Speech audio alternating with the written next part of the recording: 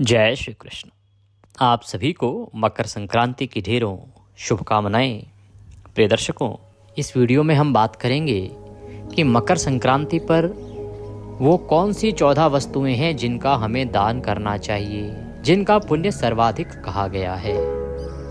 वो 14 वस्तुएं किस मात्रा में दान करने चाहिए, कैसे दान करने चाहिए, किसको दान करने चाहिए और किस समय दान करने चाहिए, उनके संकल्प की विधि क्या है, कैसे उनको हाथ फेरना है और किस प्रकार से उनको दान देना है। ये संपूर्ण जानकारी हम इस वीडियो के माध्यम से आपके सामने प्रदान करेंगे। आपसे निवेदन है कि जानकारी यदि थोड़ी भी अच्छी लगे तो कृपया एक बार लाइक अवश्य कीजिएगा और जितना हो सके शेयर कीजिएगा, क्योंकि जब आप इस जानकारी को लोगों तक पहुंचाएंगे तो लोग सही विधि जान पाएंगे। अनेकों लोग हैं जो जानना चाहते हैं कि मकर संक्रांति पर दान करने के लिए कौन सी 14 वस्तुएं महत्वपूर्ण हैं। बस आवश्यकता है उन तक ये जानकारी पहुंचने की। प्रिय दर्शकों, ध्यान दीजिएगा, पिछले वर्ष यही 14 वस्तुओं की जानकारी का वीडियो हमारा 2 मिलियन क्रॉस किया था। लगभग 25 लाख व्यूज उस पे आए थे।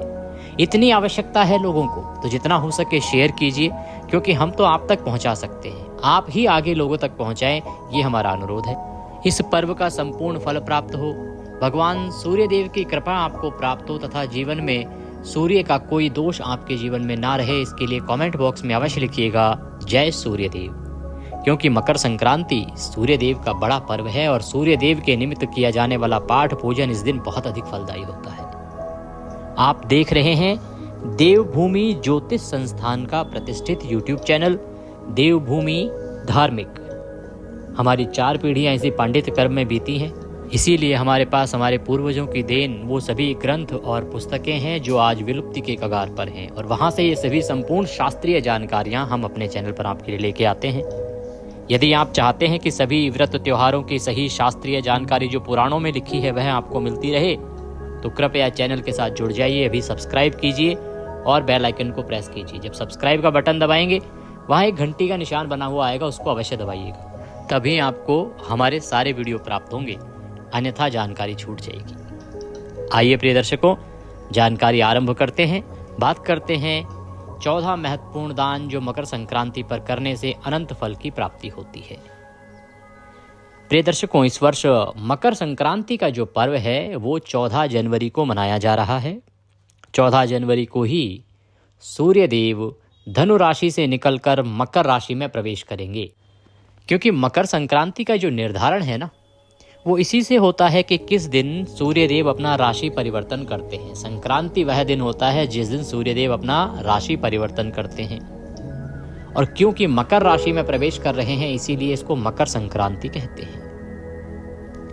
इस दिन को उत्तरायण के नाम से भी जाना जाता है और खिचड़ी के नाम से भी जाना जाता है। ये दिन बड़ा महत्वपूर्ण है। दक्षिण भारत से लेके उत्तर भारत तक, पूर्व से लेके पश्चिम तक पूरे भारत में ये भिन्न भिन्न नामों से मनाया जाता है, क्योंकि शास्त्रों में कहा गया है कि ये दिन दान, पुण्य और शुभ फल प्राप्त करने के लिए सर्वोत्तम कल्याणकारी है। शास्त्र कहते हैं कि इस दिन पर किया गया दान पुण्य अक्षय फल देता है। इस दिन पर किया गया धर्म पुण्य आपको अनंत फल प्रदान करता है और आपके जीवन में दुखों के अंत का कारण बनता है, अर्थात आपके जीवन में सुखों का कारण बनता है, आपके जीवन की परेशानियों का नाश करता है और अंत काल आने पर मनुष्य के परलोक को सुधारता है। परलोक को सुधारता है। यहाँ जो आप दान करते हैं संक्रांति पर, उससे आपको अनंत पुण्य मिलता है, जिस पुण्य के फल से आप इस जीवन में सुख और समृद्धि प्राप्त करते हैं। सूर्य के आशीर्वाद से आपको उचित सम्मान प्राप्त होता है, तेज प्राप्त होता है, और जब अंत समय आने पर आप इस लोक से जाते हैं तो जो आपका अंतिम यात्रा होती है पृथ्वी से और भगवान के धाम जाने की, उस लंबी यात्रा में ये सभी आपके द्वारा किए जाने वाले जो दान पुण्य है काम आते हैं। यही दान पुण्य के प्रभाव से आपकी वह यात्रा सुगम होती है, और जो इन दिनों में दान पुण्य नहीं करते हैं वो उस यात्रा में भयानक कष्ट भोगते हैं। इसीलिए शास्त्र कहते हैं कि इस दिन आपको दान करना चाहिए। अब प्रश्न ये भी आता है कि पंडित जी ऐसा क्यों कह रहे हैं, इसी दिन क्यों करना चाहिए, ऐसा क्या है? देखिए, कुछ घड़ी, कुछ नक्षत्र, कुछ योग महत्वपूर्ण होते हैं जिनमें दान करने से अधिक पुण्य की प्राप्ति होती है। इसीलिए ये जो दिन है ये अधिक पुण्य देने वाला और अक्षय पुण्य देने वाला है, इसलिए आपको इस दिन विशेष रूप से दान करना चाहिए। अब बात करते हैं कौन सी वो 14 वस्तुएं हैं जिनका दान आपको करना चाहिए, जो कल्याणकारी है, किस मात्रा में करना चाहिए और कौन सी वह वस्तु है जिससे आपको इस दान को शुरू करना चाहिए। पहली बार दान कर रहे हैं तो कहाँ से शुरू करें, क्योंकि यूं तो ये जो दान है प्रतिवर्ष किया जाता है, लेकिन बहुत लोग ऐसे हैं जिनको अभी तक पता नहीं था, वो शुरू करना चाहते हैं। तो पहली वस्तु क्या है जिससे आपको शुरू करना चाहिए? तो सबसे पहले अगर आप शुरू कर रहे हैं ना, तो आपको उसे गोले से शुरुआत करनी चाहिए। 14 गोले आपको दान करना चाहिए। 14 गोले, जो गोला गिरी होती है जिसका आप पूजा में प्रयोग करते हैं ना, जैसे आप हवन करते हैं तो हवन करते हैं तो उसमें पूर्ण आहुति में गोला प्रयोग होता है, वही गोला 14 गोले आपको लेने हैं। वो उन 14 गोले का विधि विधान से आपको दान करना है। दान इन सब का कैसे करना है, हाथ कैसे फेरना है, संकल्प कैसे करना है ना, इसकी जानकारी मैं आपको आगे दूंगा। पहले बता देता हूं कि आपको कौन कौन सी वस्तुएं हैं वो जो इन 14 वस्तुओं में गिनी जा सकती हैं जो आपको दान देनी चाहिए। तो आप शुरुआत कर सकते हैं गोले से। इसे शास्त्रों में बड़ा ही पवित्र और बड़ा ही पुण्यदायी के साथ बड़ा ही उत्तम कहा गया है शुरुआत करने के लिए। श्रीफल से आप शुरुआत करें। यह देवताओं को अधिक प्रिय है और इससे अनंत पुण्य की प्राप्ति होती है। दूसरी वस्तु की बात करें तो दूसरी वस्तु आपको शुरू करनी चाहिए सुहाग की वस्तु से। दूसरी वस्तु जो महत्वपूर्ण वस्तु है जिसका दान मकर संक्रांति पर विशेष रूप से किया जाना चाहिए, वो सुहाग की वस्तुएं हैं। तो इसके लिए आप एक सुहाग पिटारी बनवा सकते हैं। 14 सुहाग पिटारी बनवा लीजिए। 14 सुहाग पिटारी कैसे कि एक एक पिटारी में 14 सुहाग की जो वस्तुएं हैं ना, जो सुहागिन महिलाएं प्रयोग करती हैं श्रृंगार में, उनको आप एक एक पिटारी में रखवाइए। इस प्रकार से 14 बॉक्स बनवा लीजिए, 14 पैकेट बनवा लीजिए और वो आप 14 सुहागिन महिलाओं को देंगे। 14 श्रृंगार की सुहाग की वस्तुएं 14 जगह इकट्ठी करके 14 सुहागनों को दी जाती। ऐसा कहा जाता है कि जितना आप ये सुहाग बांटते हैं, ये कहें कि सुहाग की ये वस्तुएं बांटते हैं, उतना ही आपका सुहाग जो है दिनों दिन बढ़ता है, उसका जीवन उत्तम होता है, आपका दाम्पत्य जीवन उत्तम होता है, आपके बीच में जो दाम्पत्य जीवन में प्रेम है वह बढ़ता है और आप सुखपूर्वक आनंद प्राप्त करते हुए जीवन जीते हैं। आपके जीवन के कष्टों का नाश होता है, परमात्मा प्रसन्न होते हैं। इसीलिए जो सुहाग की वस्तुएं हैं ये आपको बांटनी चाहिए। अब बात आती है कि क्या इसमें 14 वस्तुएं ही बांटी जा सकती हैं क्या?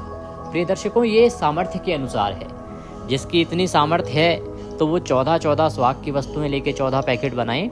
अन्यथा आप केवल 14 वस्तुएं भी ले सकते हैं। जैसे आप 14 बिंदी के पत्ते ले लीजिए, या आप 14 सिंदूर की डब्बियां ले लीजिए, 14 मेहंदी के पैकेट ले लीजिए, जो भी आपकी सामर्थ्य में है ना उसके अनुसार। जैसा मैंने कहा बिंदी के पत्ते लेने हैं वो ले लो, कोई भी एक आइटम भी ले सकते हैं, अर्थात सुहाग की एक वस्तु भी 14 पीस ले लीजिए और वह भी आप दान कर सकते हैं। अगर आप 14 ना कर पाए तो, अगर पूरी पिटारी बना पाए 14 पीस की 14 जगह तो वैसे कीजिए, अन्यथा केवल एक ही वस्तु लीजिए और वह 14 पीस लेके उसका भी दान कर सकते हैं।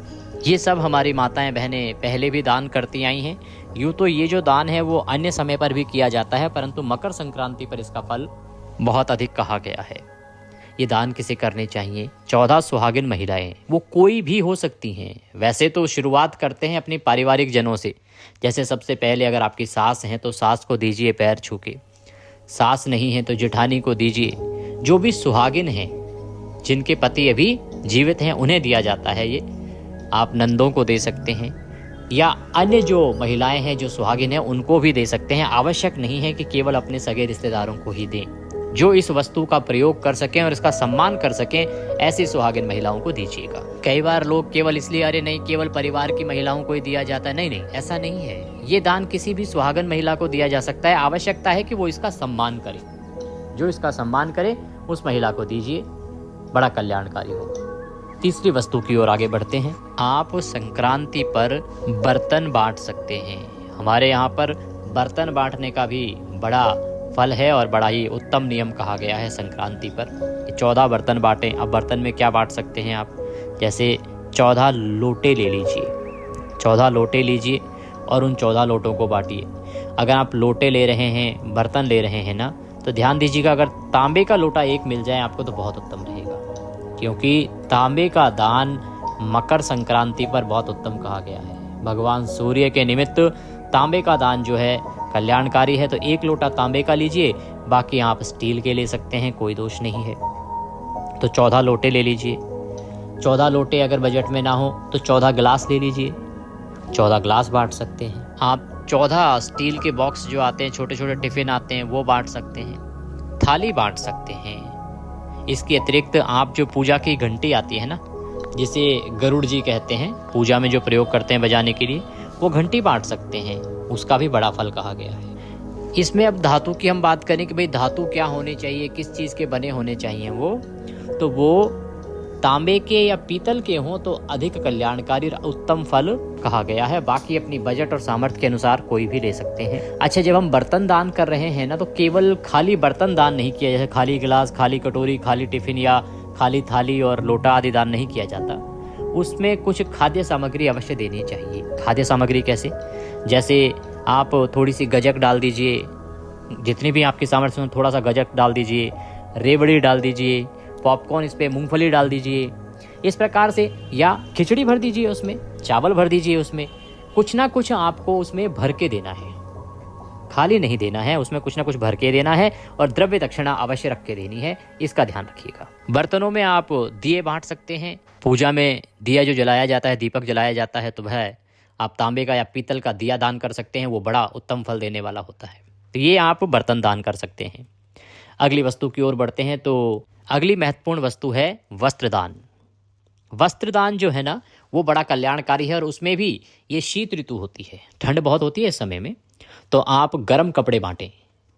गर्म कपड़ों में क्या हो सकता है, आप शॉल ले सकते हैं, 14 शॉल बांट सकते हैं, 14 कंबल बांट सकते हैं, 14 कंबल नहीं 14 स्वेटर ले लीजिए, स्वेटर बांट सकते हैं। इस प्रकार से ऊनी वस्त्र या ऊनी गर्म कपड़े जो हैं, जो भी आपकी बजट में आ जाएं, जितनी आपकी सामर्थ्य हो, वह 14 लेने हैं, 14 की संख्या में, और वो बांटने हैं। कैसे उनका हाथ फेरना है वो सब मैं आपको अंत में बता दूंगा, जैसा कि मैंने पहले भी कहा है। इसका बहुत अधिक उत्तम फल कहा गया है शास्त्रों में। हाँ, इसमें रंग आदि का कोई वो नहीं है, इसमें काला भी ले सकते हैं, नीला भी ले सकते हैं, कोई भी रंग ले सकते हैं। इसमें आवश्यक नहीं है कि किसी एक ही रंग का लेना है। ऊनी वस्त्र का दान बहुत अधिक कल्याणकारी कहा गया है। आप अधिक ना ला पाएं बड़ा तो जुराब ला सकते हैं, ब्लाउज पीस भी बांटे जाते हैं, वो ला सकते हैं, या आप 14 आसन ला सकते हैं। 14 आसन लीजिए और 14 आसन दान कीजिए। इस प्रकार से आपको दान करना चाहिए। आपको ऊनी वस्त्र क्यों दान करना चाहिए, क्योंकि ऊनी वस्त्र जब आप देंगे इस सर्दियों में, तो आप किसी की पीड़ा का हरण कर रहे हैं, किसी का दुख दूर कर रहे हैं। आपके कारण उसका शीत जो है, उससे उसको राहत मिली है, इससे आपको पुण्य की प्राप्ति होती है, जिसके फलस्वरूप आपके जीवन के संकट दूर होते हैं, आर्थिक परेशानियां हैं वो दूर होती हैं और भगवान का आशीर्वाद प्राप्त होता है। और जब अंत समय आपका, अंत सफर में आप निकलते हैं, तो गरुड़ पुराण कहता है कि जिन्होंने ये ऊनी वस्त्र, गर्म कंबल आदि दान किए होते हैं, वो उस समय पर जब उनकी अंतिम यात्रा अर्थात पृथ्वी से और भगवान के जाने तक की यात्रा होती है, उसमें एक ऐसा स्थान भी आता है जहाँ बहुत अधिक शीत होता है, बहुत अधिक ठंड होती है, बर्फीली हवाएं होती हैं, तो वहाँ उस मनुष्य को इस ऊनी वस्त्र दान करने के पुण्य के प्रभाव से उस शीत में बचने के लिए वस्त्र प्राप्त होते हैं। इसीलिए आपको ये दान करना चाहिए। अवश्य जीवन में एक बार ऊनी वस्त्र दान करने चाहिए। आप लड्डू गोपाल जी के जो कपड़े आते हैं ना, वो दान कर सकते हैं। सभी के घरों में लड्डू गोपाल होते हैं। 14 लोगों को आप लड्डू गोपाल के कपड़े बांटिए, वो बहुत अधिक पुण्यदायी होती हैं। इसके अलावा आप जूते दान दे सकते हैं, आप छाता दान दे सकते हैं। इसका बड़ा फल है शास्त्रों में। क्यों? क्योंकि ये सभी जो है ना, आपको अनंत पुण्य देते हैं। और वही फिर मैं गरुड़ पुराण की बात करूंगा, ये दान आपके अंतिम यात्रा में बड़े काम आते हैं। गरुड़ पुराण कहता है कि जब आपने ये दान किए होते हैं, तो आप जब अंतिम यात्रा में चल रहे होते हैं, भगवान के पास जाने की यात्रा में, तो उस समय बड़े ही पथरीले रास्ते आते हैं, जहाँ बहुत तीखे पत्थर पड़े होते हैं, कंकड़ पड़े होते हैं, और उसमें से आपको गुजरना होता है। अगर आपने उपादान अर्थात जूते का दान किया होता है तो आपके पैरों में आराम मिलता है, आपको जूते मिलते हैं पहनने को, इसीलिए आपको करने चाहिए। छाते दान करने का बड़ा महत्व है। काले छाते को विशेष रूप से फलदायी कहा गया है। काले छाते का दान कीजिए इस समय पर, बड़ा कल्याणकारी है साहब। जब जीवात्मा अपने अंतिम सफर में होती है तो ये आपको अत्यंत लाभ देती हैं। ये जो दान आप कर रहे हैं केवल इसी जीवन में लाभ नहीं देंगे, इस जीवन के पर्यंत जब आपको अंतिम सफर पर जाना होगा तब ये बड़े काम आएंगे। आपको टॉर्च दान करने का बड़ा महत्व है। टॉर्च देना बड़ा कल्याणकारी होता है। आपने देखा होगा संध्यादान आदि में भी टॉर्च विशेष रूप से दी जाती है। ये जहां भी आपको अंधकार मिलेगा जीवन में, वहां आपको प्रकाश देने का कार्य करती है। देखिए प्रिय वस्तुओं, यूँ तो हर एक आदमी यही सोचता है कि वह उत्तम कर्म कर रहा है और वो स्वर्ग ही जाएगा। सभी के प्रयास यही होते हैं, परंतु पता नहीं ना कब कहाँ कौन से पाप कर्म हमसे हो गए हों, जाने अनजाने में कब कहाँ किसका दोष मिल जाए। इसीलिए आपको ये दान पुण्य करते रहना चाहिए। ये आपके जीवन में बड़े काम आते हैं। जब आप पृथ्वी लोक पर हैं तो पृथ्वी लोक पे इसी जीवन में काम आएगा, और नहीं तो आपके इस जीवन से जाने के बाद आपकी अंतिम यात्रा में ये दान अवश्य काम आता है। जीवन में एक बार आपको टॉर्च दान करना, छाता दान करना, जूता दान करना, ये अवश्य ही एक ना एक बार करना ही चाहिए। तो आप 14 जूते दान कर सकते हैं, 14 छाते दान कर सकते हैं, या 14 टॉर्च दान कर सकते हैं। ये वो वस्तुएं हैं जो आपके इस जीवन में भी आपको पुण्य के प्रभाव से आपके जीवन में संकटों को दूर करती हैं और उसके बाद में भी ये काम आती हैं। इसके अतिरिक्त मैंने आपको बताया है पहले भी कि सतनजा, मैंने दूसरे वीडियो में बताया है, सतनजे का दान करें आप। सतनजा बड़ा कल्याणकारी होता है। सतनजे के अलावा अगर मैं बात करूं तो हमने पहले खिचड़ी भी बताई है, पर ये क्या है, सवाया दान किए जाते हैं। ये मैंने दूसरी वीडियो में आपको बताया है कि कैसे दान करना चाहिए। खिचड़ी है, सतनजा है, इनका बड़ा महत्व कहा गया है शास्त्रों में। इससे जब आप दान करते हैं तो अनंत पुण्य की प्राप्ति होती है। 5 वस्तुएं जिनका दान आपको अवश्य करना चाहिए, वो मैंने अलग से वीडियो में बताई हैं, उनका भी आपको अवश्य ही श्रवण करना चाहिए। अब अंत में बताता हूँ आपको कि ये किस प्रकार से वस्तुएं दान करनी है, क्या नियम रहेगा इसका। तो जो भी वस्तुएं आप दान कर रहे हैं ना, वो 14 की मात्रा में आपने दान करनी है। उनको एक स्वच्छ स्थान पर रखिए, साफ सुथरे स्थान पर रखिए, और संक्रांति के दिन स्नान आदि पर्व आदि लेने के बाद अपने सीधे हाथ में जल लीजिएगा, गंगा जल युक्त जल लीजिएगा या खाली गंगा जल लीजिएगा। भगवान नारायण का ध्यान कीजिएगा। संकल्प करने के लिए 3 बार बोलिएगा ओम श्री विष्णु, ओम श्री विष्णु, ओम श्री विष्णु। अपना नाम, गोत्र, जिस स्थान पर बैठकर संकल्प कर रहे हैं वहां का मकान नंबर, क्षेत्र का नाम, शहर का नाम, माघ मासे कृष्ण पक्षे एकादश्यायां पुण्यतिथियो आयु आरोग्यता प्राप्त्यार्थाय सुख संपत्ति प्राप्त्यार्थाय भगवान श्री नारायण प्रसन्नार्थाय मकर संक्रांति उपलक्ष्ये 14 वस्तूनां दानम संकल्पम संकरिष्ये। बोले सौ श्री विष्णु शरणौ शरणम प्रपद्ये। और वह हाथ में जो जल है चारों तरफ उन 14 वस्तुओं के घुमाइए और छोड़ दीजिए और हाथ जोड़ के नमस्कार कर लीजिए। इस प्रकार से आपने संकल्प करना है। या आप इनके ऊपर हाथ फेरेंगे। हाथ कैसे फेरेंगे? जो भी माताएं हैं वो अपने सीधे हाथ में अंगूठे और उंगली के बीच से अपना पल्लू लेते हुए जल लीजिए हाथ में।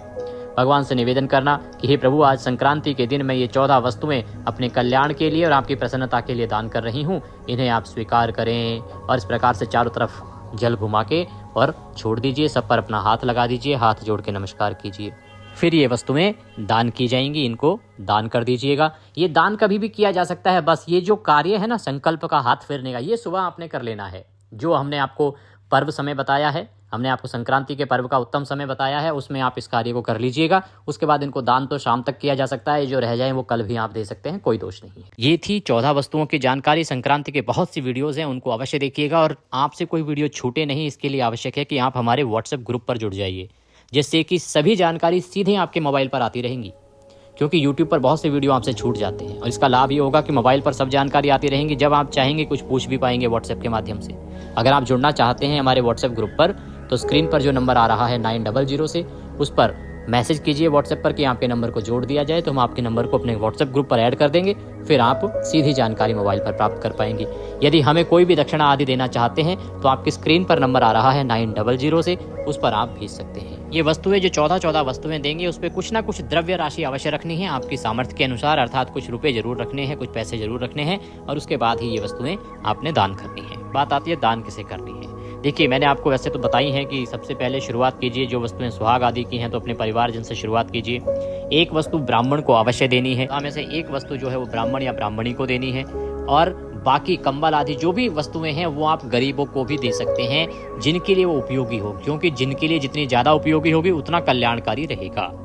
भगवान सब पर कृपा करें। हरे कृष्ण।